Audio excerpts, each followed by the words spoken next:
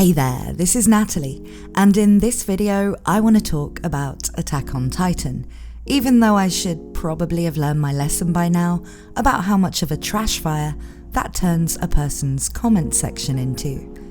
Now, this video was inspired by a Twitter thread that of course turned about as toxic as you might expect. I actually got called a clown by someone who refers to themselves as an NFT trader in their bio.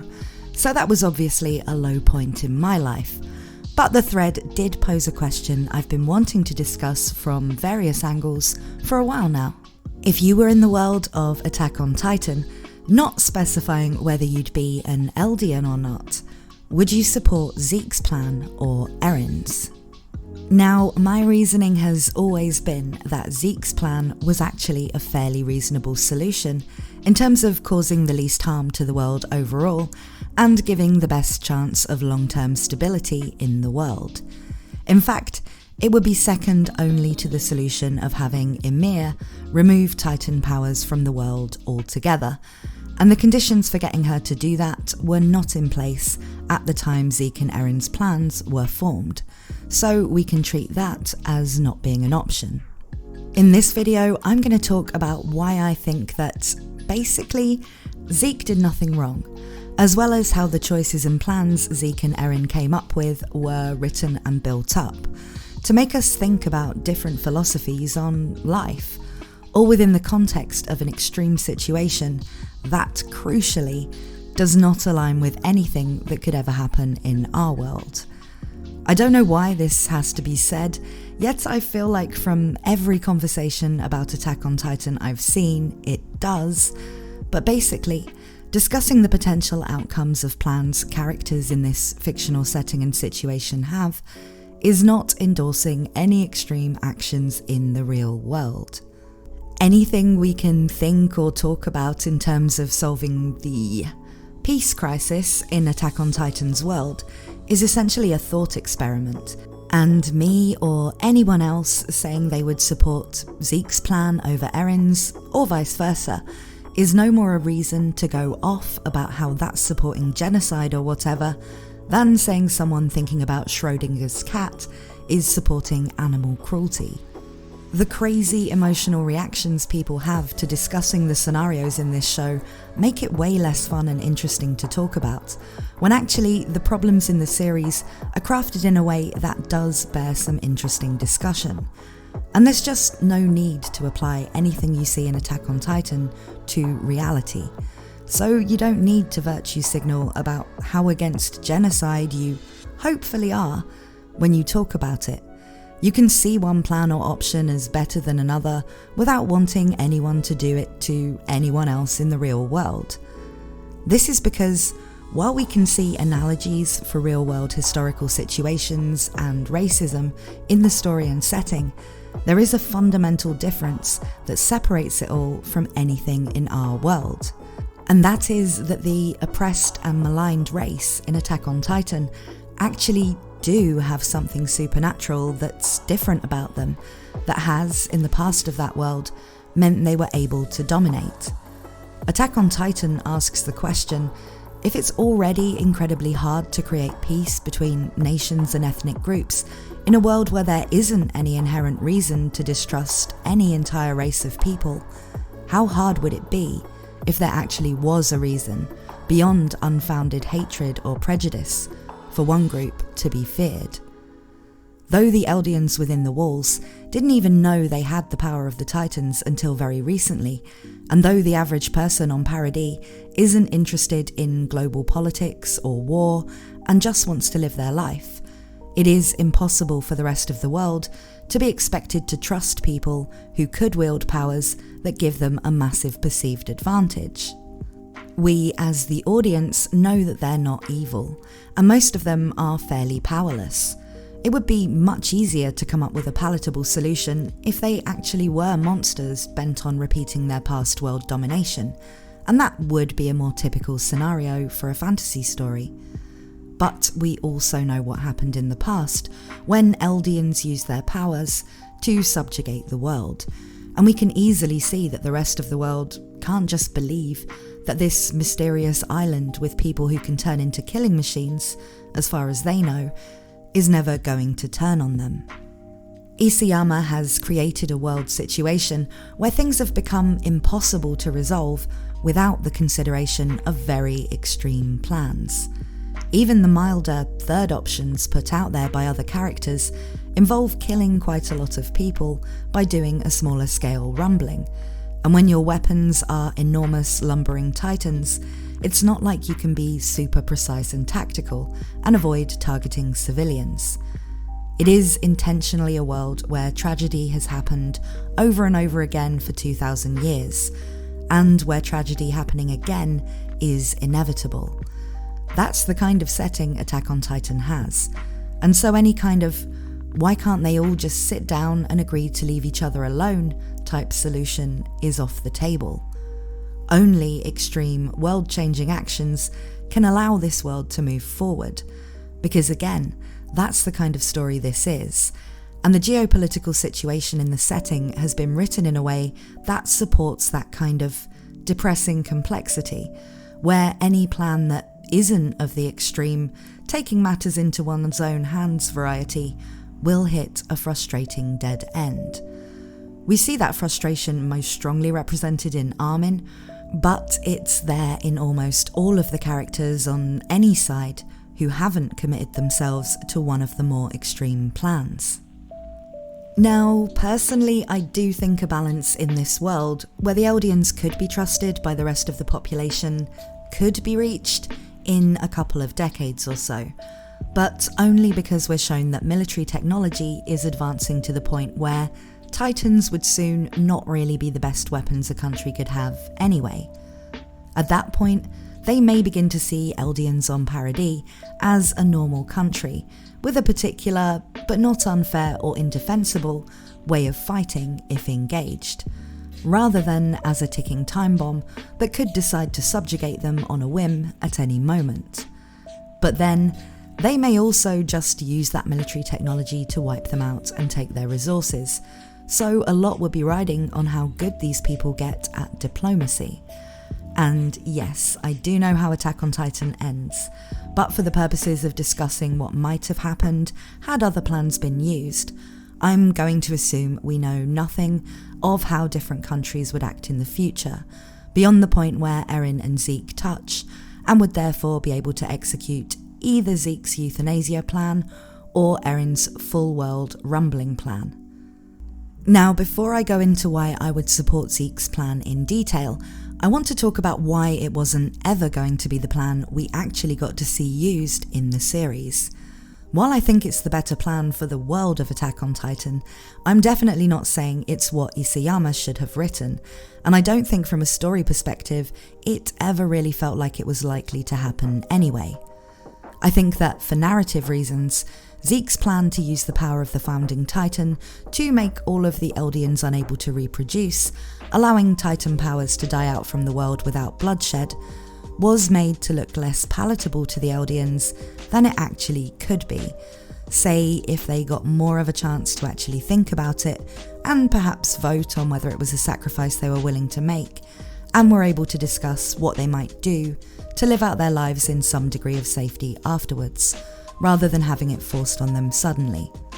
It needed to be something we felt most of them would be strongly opposed to, so we could be invested in wanting Zeke to fail for character reasons, to support the fact we probably in most cases wanted Zeke to fail for reasons relating to our own enjoyment of the story. It's pretty clear that the series ending with everyone just slowly dying out of old age would have been far less interesting to watch than the rumbling. I don't care what anybody says they do or don't approve of, anyone who's been following the series all this time would rather see what happens if Eren does the rumbling than not see it.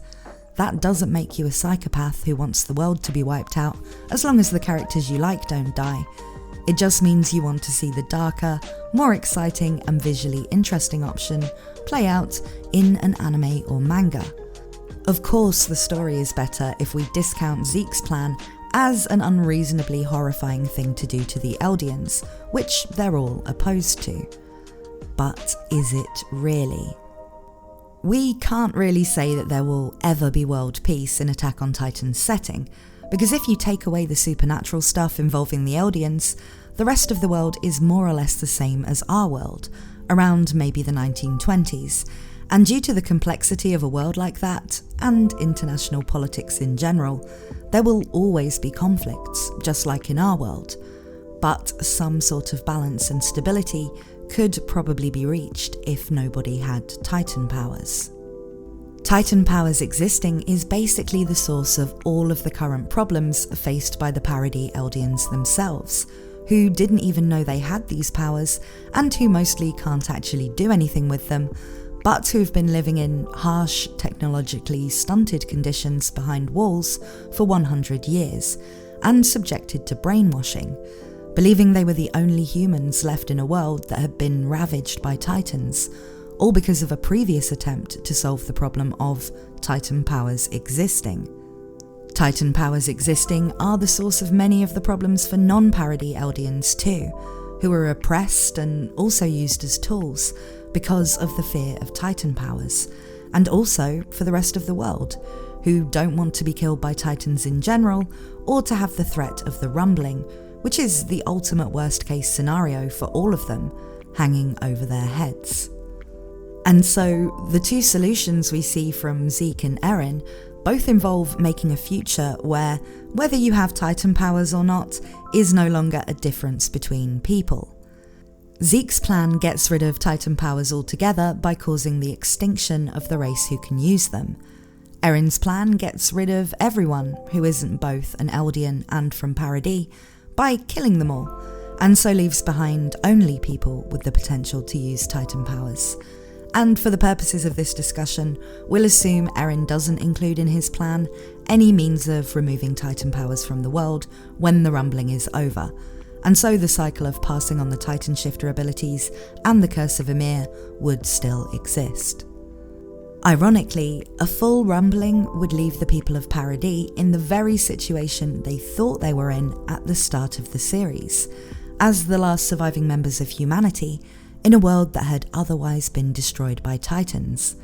They wouldn't have had to live behind walls anymore, or worry about attacks from random Titans, and they would no longer have to be curious about what had happened beyond their own environment, or why the world had become this way. But other than that, they would have actually created the post-apocalyptic world they thought they were in at the start. Now, if we look at the two plans from the perspective of anyone outside of Paradis, including Eldians, then Zeke's plan is clearly the better one. The Eldians, for instance in Marley, would not be able to have children, but that's better than being dead by anybody's standards. They wouldn't be continuing their bloodlines either way, so that's a moot point. And while we certainly can't expect that everyone else will start treating them nicely, the chances of individuals having good lives is still literally infinitely higher than if they all got trampled to death. If you look at the plans from a cold and neutral standpoint too, just as someone who would choose the outcome that does the least harm and impacts the fewest people in a negative way, then Zeke's plan is also the clear winner, both pragmatically and ethically. You can remove the factor in the world that's the source of the key problems explored in the story without bloodshed, and it can be done instantly and painlessly. And while it would lead to a decrease in birth rate globally, though bear in mind only a percentage of the Eldians affected would have been young enough to have kids in the future anyway, the impact on human population as a whole wouldn't be significant enough to cause problems, and may even be beneficial if overpopulation is an issue in some parts of the world. It would reduce the population of Paradis to 0 in time, but as that was an isolated and self-sufficient community for the past 100 years, it wouldn't have any negative impact on the rest of the world in terms of resource consumption, labour, innovation, trading, or non-war related politics for that civilization to have become extinct. And civilizations have become extinct historically, even in the real world, so this wouldn't be an unprecedented thing in terms of human history. And beyond all that, the alternative, whether it's Eren's plan or even a smaller scale rumbling, causes more suffering and long-term damage by a ridiculously high margin. So, as you'd expect, that really just leaves the Eldians on Paradis as the ones who might favour Eren's plan. Now, before we even get into whether their right to have children trumps anyone else's right to be alive, and also the arguments against Zeke's plan, I think it's first worth considering that if they were presented with the cold choice of Eren's full world rumbling and accepting Zeke's plan to make them all infertile, there are a lot of reasons why the Eldians on Paradis may also see Zeke's plan as the lesser of two evils and voluntarily go along with it. For one thing, we come back to that point of these people having already experienced thinking they were the last of humanity because everyone else was wiped out by Titans. They saw themselves as the only people who'd somehow survived an unthinkable catastrophe, that all the other humans just like them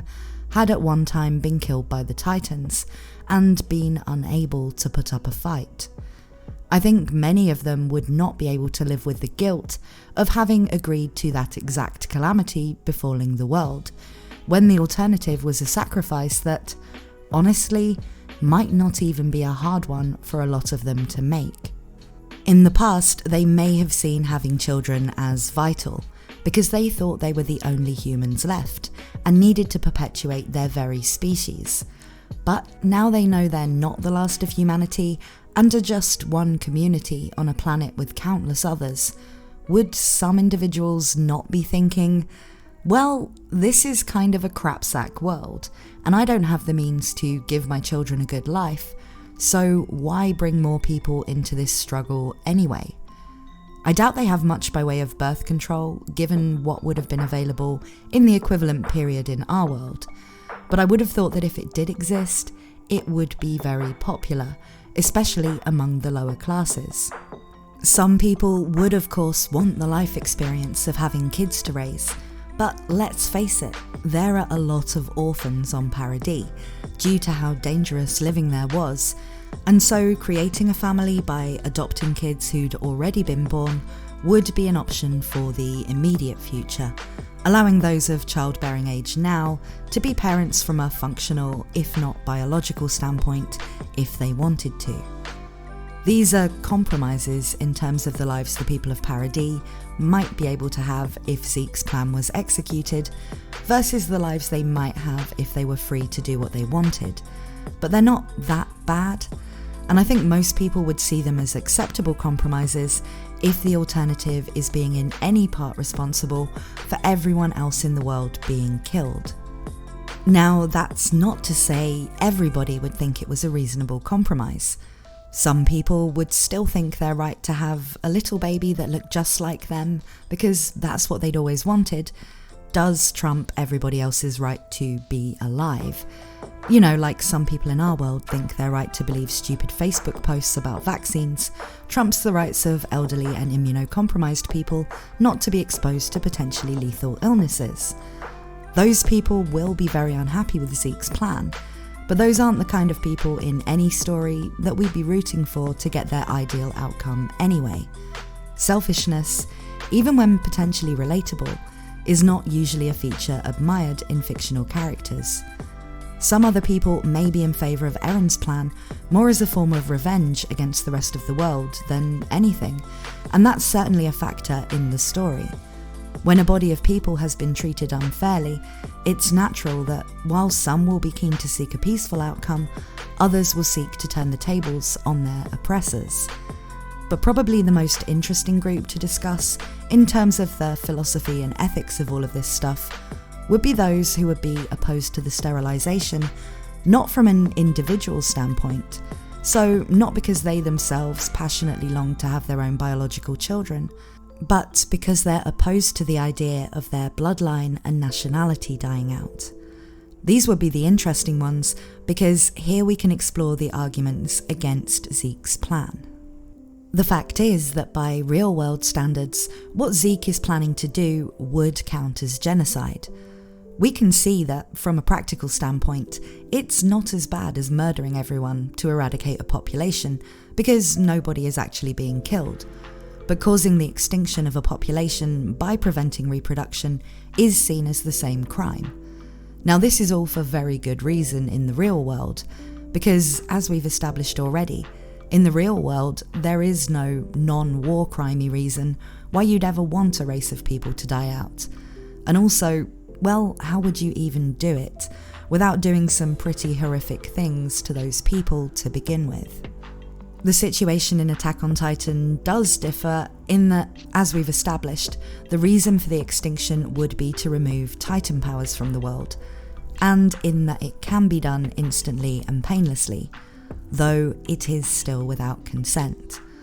The plan could have been approached differently if Isayama wanted us to feel more inclined towards Zeke's plan, to, say, include a campaign of trying to persuade the Eldians to voluntarily accept it, and maybe a vote, which would have removed some of the non-consent aspect, though not all, because naturally everybody needs to be sterilised for it to work, and not everybody would be persuaded to consent. So if a majority did, then there would still be a lot of people undergoing a process they didn't agree with. In any case, there is no getting around the fact that this would be forcing some people to give up a natural part of themselves against their will, and Zeke is aware that he's committing an unforgivable crime against his own people by doing this. He just thinks it's a sin he has to bear.